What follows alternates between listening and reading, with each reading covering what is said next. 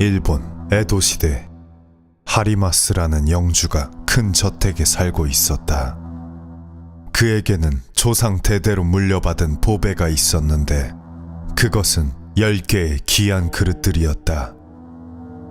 그는 그 그릇들이 자신을 암살로부터 지켜준다 믿었고 몹시 애지중지하여 아예 그릇을 보관하는 방을 따로 두어 관리하였다.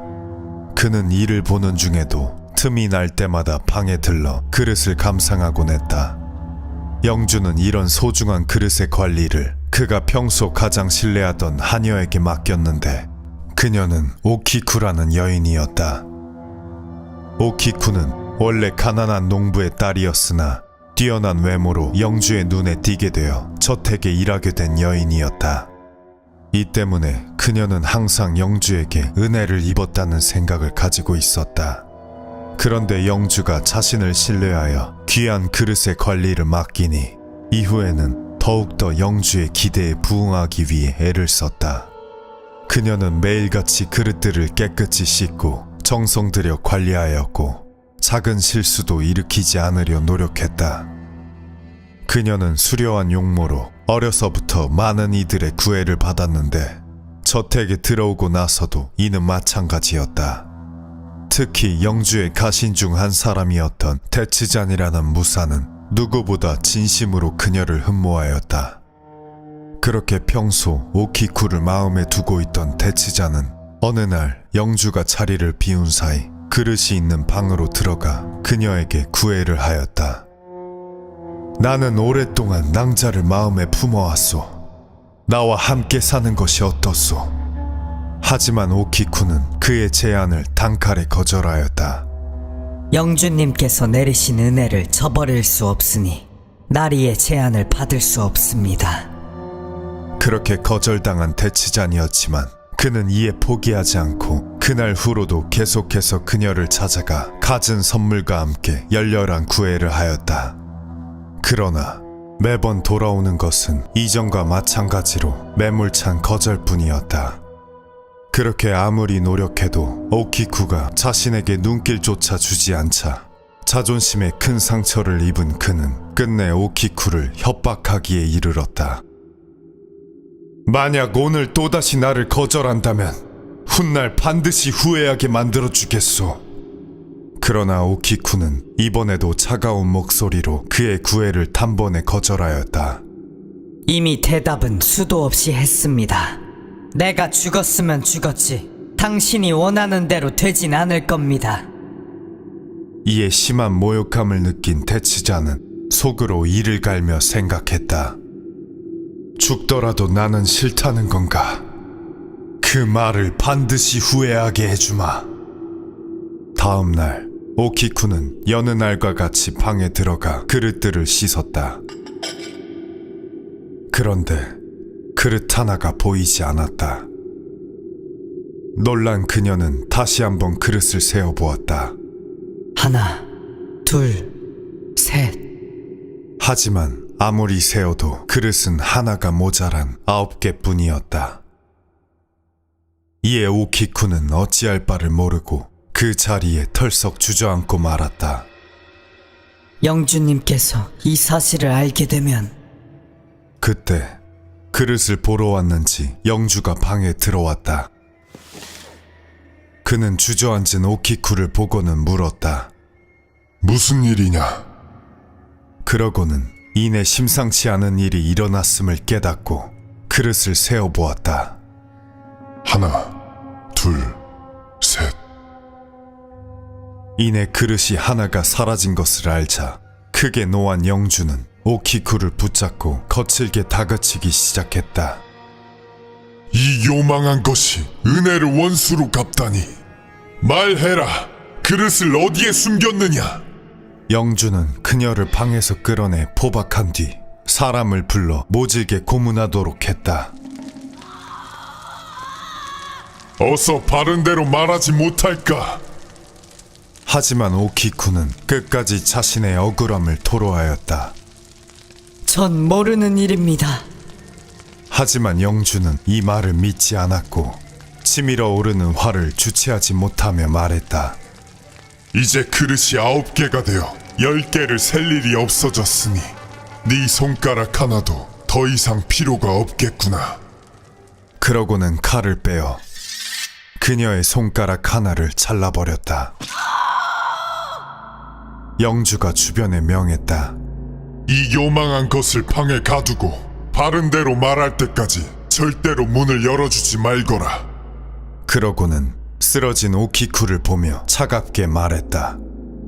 하루가 지날 때마다 너의 남은 손가락을 하나씩 자를 것이다. 그렇게 며칠을 보내다 보면 그릇을 어디에 숨겼는지 저절로 기억이 날 것이다. 그렇게 방에 갇힌 오키쿠는 억울함과 영주에 대한 원망으로 밤새 눈물을 흘렸다. 그런데 깊은 밤, 문 밖에서 인기척이 들리더니 누군가가 방 안으로 들어왔다.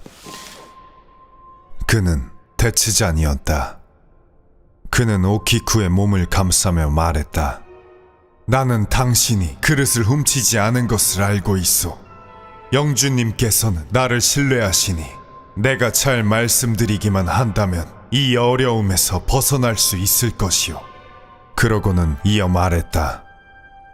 어떻소? 이전에 내 제안은 생각해 보았소. 하지만 오키쿠는 아무런 대답도 하지 않고 계속해서 흐느낄 뿐이었다. 이에 대치자는 그녀의 손을 잡아 끌며 말했다. 나와 함께 나갑시다. 그러자 그녀는 대치잔의 팔을 거칠게 뿌리치고 그에게서 떨어지며 소리쳤다. 난 이미 죽은 것이나 마찬가지입니다. 이에 대치자는 더는 참지 못하고 칼을 뽑아들었다. 네가 나를 끝까지 짓밟으러 드는구나. 그러고는 오키쿠에게 다가갔다. 그러자 오키쿠는 대치잔이 들어온 문으로 온 힘을 다해 도망쳐 나갔다. 하지만 날랜 대치잔을 따돌릴 수는 없었다. 이에 금세 그의 손에 잡히려는 찰나 오키쿠는 몸을 틀어 근처 우물에 몸을 던졌다. 우물 아래에서는 그녀의 몸이 부서지는 끔찍한 소리가 들려왔고 대치자는 그제서야 정신을 차렸다. 그는 우물 속을 들여다보았으나 그녀의 몸은 다시 떠오르지 않았다. 대치자는 칼을 떨어뜨리고 한참 동안이나 허망하게 우물 안을 들여다보았다.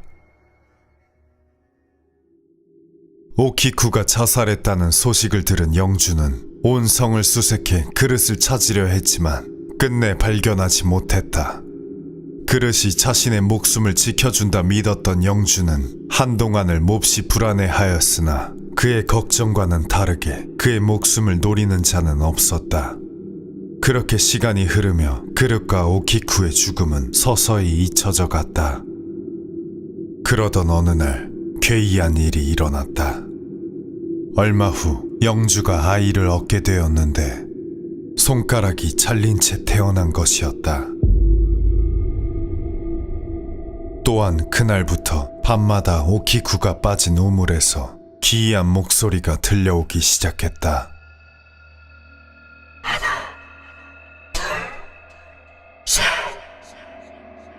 무언가를 세는 듯한 귀신의 목소리는 저택에 있는 모든 사람들의 귓가에 속삭이듯 들려왔고 사람들은 매일 두려움에 몸을 떨었다.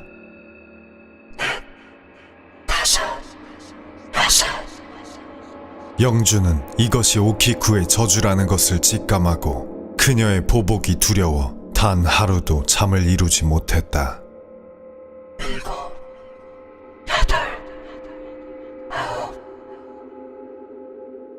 하나가 모자라네. 귀신은 술을 세다 항상 9에 멈췄는데 저택의 사람들은 귀신이 10까지 세는 것을 듣게 되면 죽을 것이라 믿었다. 그래서 밤마다 귀신의 목소리가 들려오면 모두 공포에 떨며 두 귀를 굳게 막았다.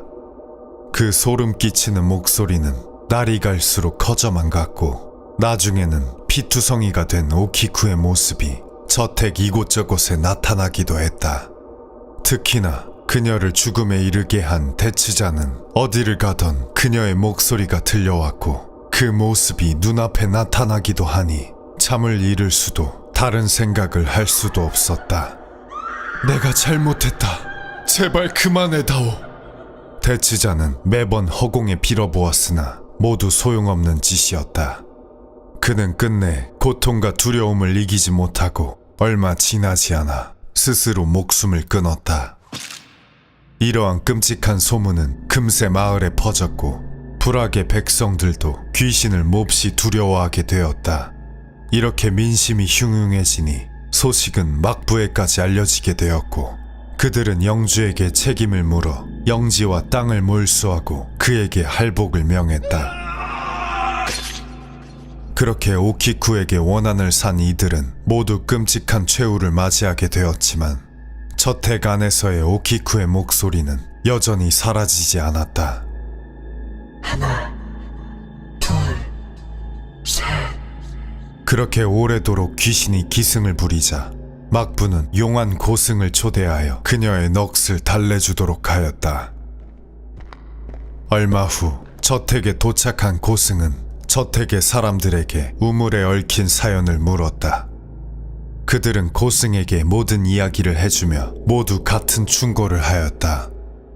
이곳에는 밤마다 그릇을 세는 여자 목소리가 들리는데 귀신이 10가지 세는 것을 들은 사람은 모두 죽게 됩니다. 고승께서도 조심하시지요. 하지만 고승은 그럴 때마다 길게 읍하여 살해할 뿐 전혀 두려워하는 기색이 없었다. 그렇게 그녀에 대한 사연을 들은 고승은 밤이 깊기를 기다렸다가 채를 올리고는 우물 뚜껑을 열어 그 안을 내려다보았다.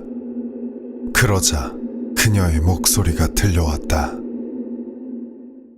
하나, 둘, 셋.